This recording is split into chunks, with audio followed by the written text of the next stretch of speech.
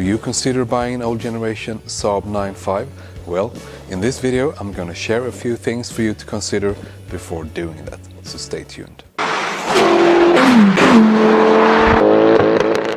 Hey guys, and welcome back to the channel. My name is Marcus and this is SAAB Cars. So here at SAAB Cars we do DIYs, product reviews and much more.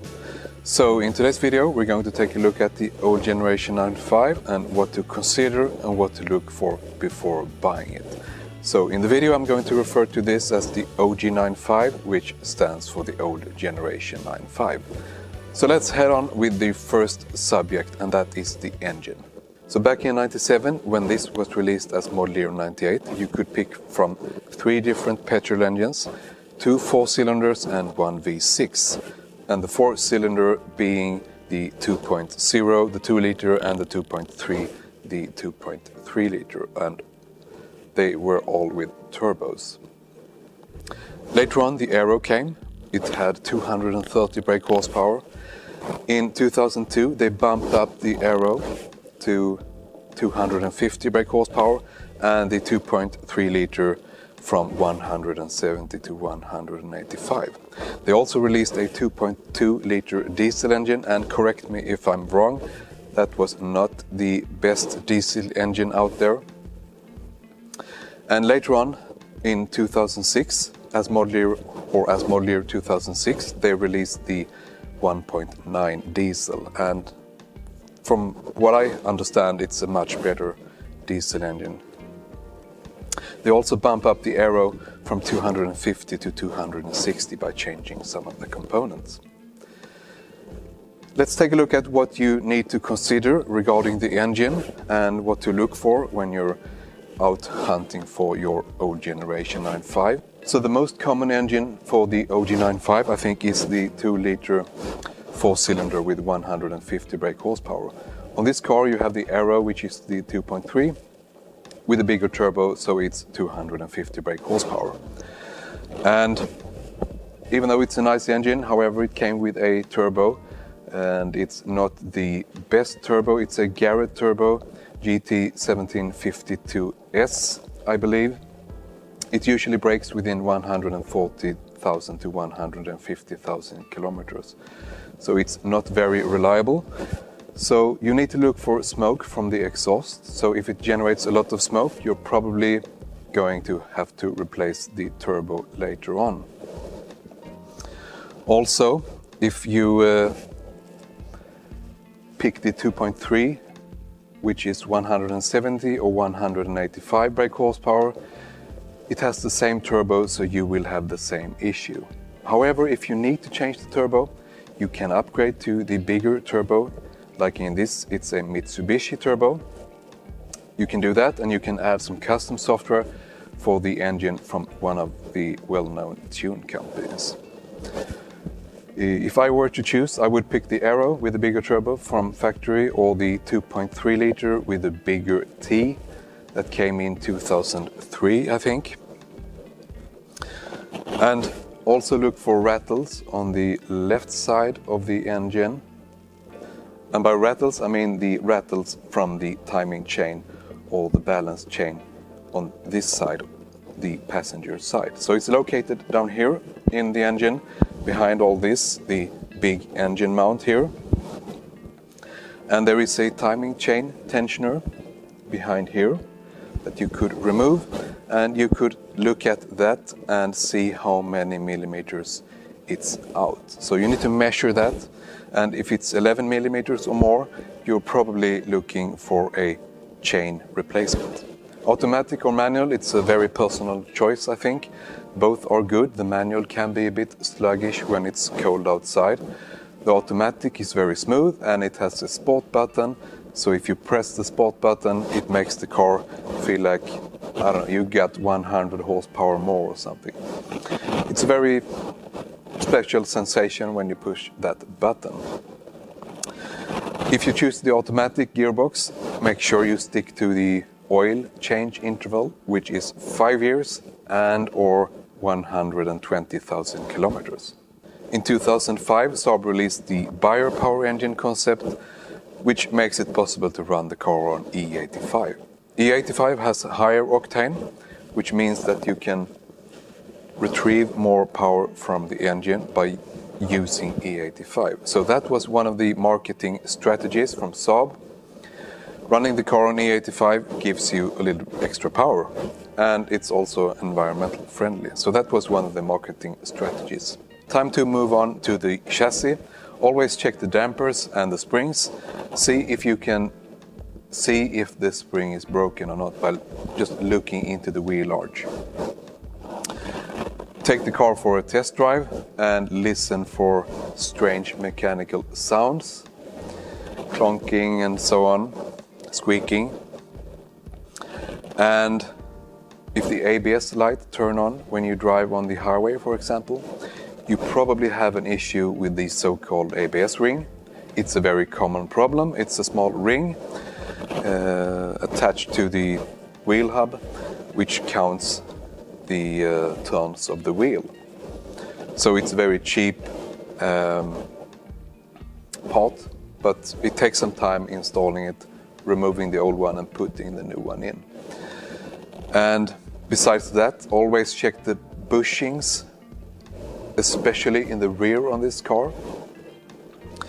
See if they are dried out. Bushings, they usually dry out. So make sure that when you drive this, when accelerating, braking or taking turns, that you don't hear any strange mechanical squeaking or clonking, etc. From model year 2006 and up, this got some chassis upgrades. So if you're looking for the best road handling straight out of the box, you should look for a model year 2006 and up, and especially the aero. The OG95 is pretty solid when it comes to electronics. However, there are a few things that you should be aware of, and one of the things is the siren, of course, the alarm siren. So it usually lasts for around 10 years. Then the battery in the siren goes bad, maybe the capacitors as well. And the thing with the siren is that it will start randomly, probably in the middle of the night when you're sleeping.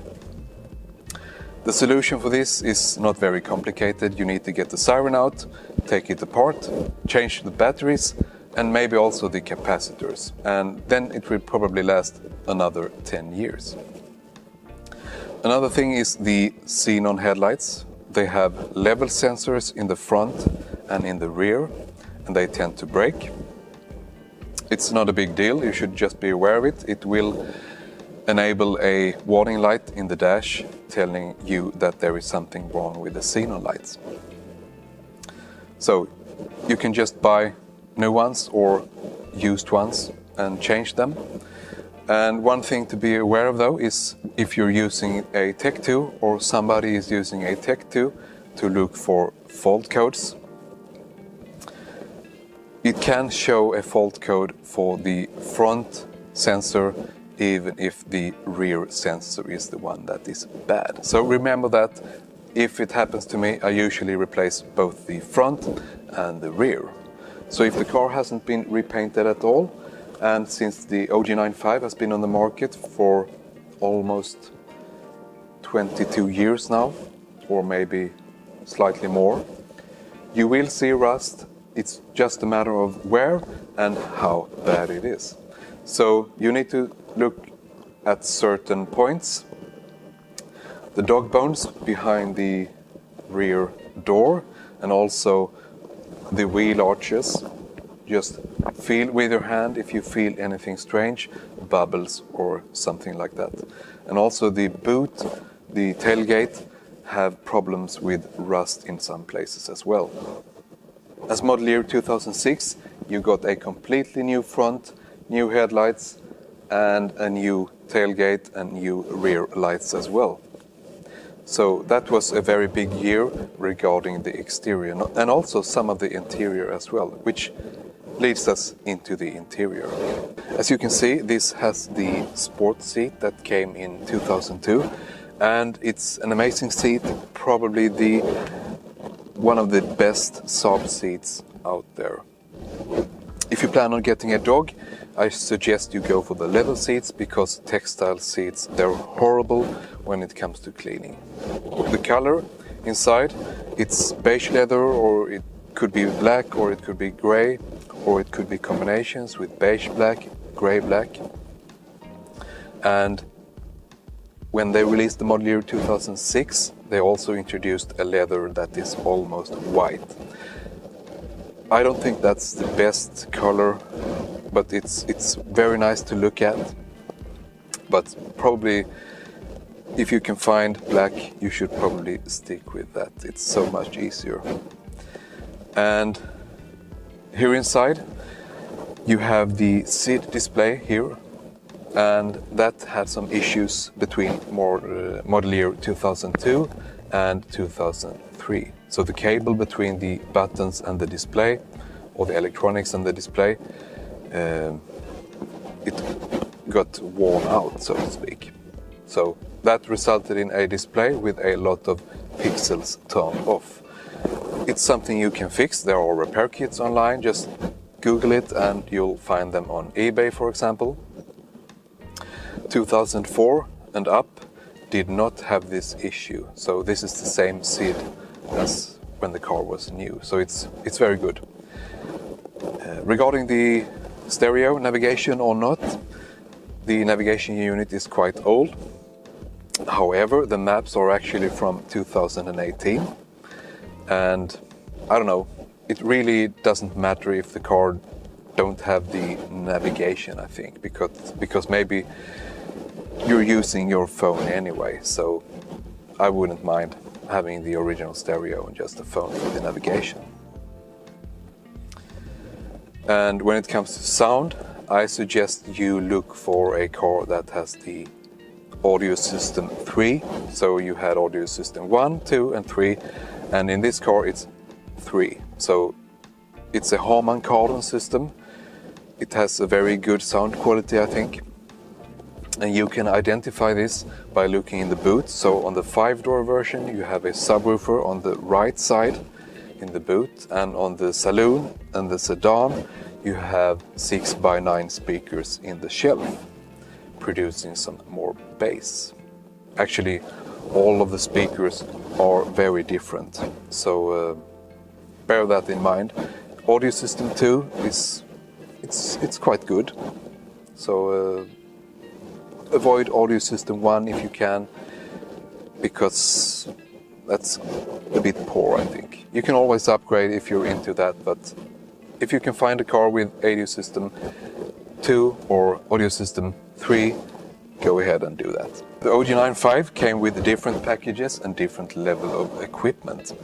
When they released the 2002, they introduced the equipment levels going from linear to aero. And linear is the most basic one, and then you had the arc, and then you had the vector, and then you had the aero. The linear, usually it had the lowest amount of equipment with textile seats and so on, and you could just buy additional things, adding more equipment to the linear, or you could go for the arc, which in most cases had standard leather seats, maybe a fake wood dash, and then you had the vector, which was a more sporty version with the sport seats. And then you had the aero, which also had the sports seats, and it had the bigger engine with the bigger turbo. It all comes down to personal taste, whether you want to pick the linear, the vector, arc or the aero. Anyhow, it's a very good car for long trips, takes loads of luggage, and it's very safe.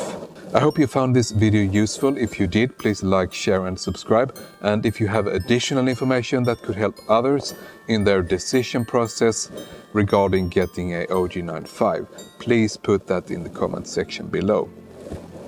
A big thanks to all my subscribers and viewers. You have been amazing in 2020, even though it's strange times. So I just want to wish you a Merry Christmas and a Happy New Year, and I will see you in 2021. Stay safe and drive safe as well.